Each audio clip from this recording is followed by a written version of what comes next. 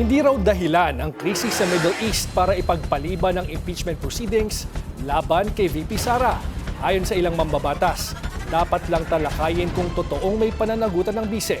Narito ang Agenda Weekend Report ni Isaiah Mirafuentes ng Abante. Kasabay ng patuloy na pagtaas ng presyo ng petrolyo, tuloy-tuloy rin ang pagdinig sa mga impeachment complaint na nakahain laban kay Vice President Sara Duterte.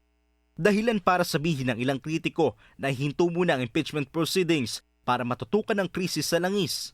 Pero para kay Minority Leader at ACT Teachers Party List Representative Antonio Tinio, hindi dapat kinakalimutan ang mga anomalya sa pamahalaan kahit na may nagaganap na national crisis.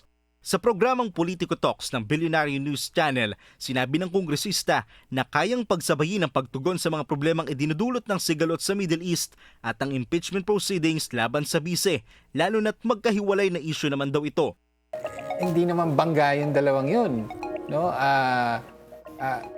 Kailangan talaga, dapat singilin ang Marcos Jr. administration sa tugon dito sa krisis na to.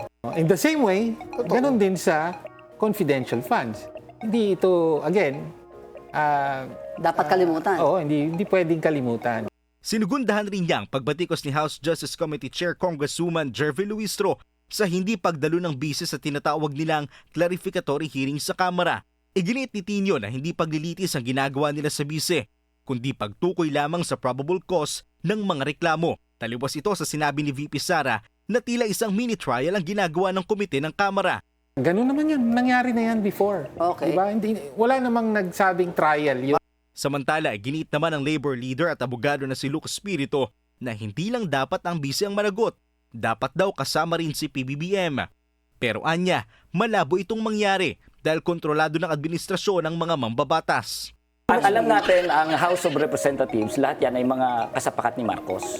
Pro-administration. Pro-administration. Sa ngayon. Siyang may hawak ng pera, ng budget, di ba? So, therefore, talagang may exonerate si Marcos dyan.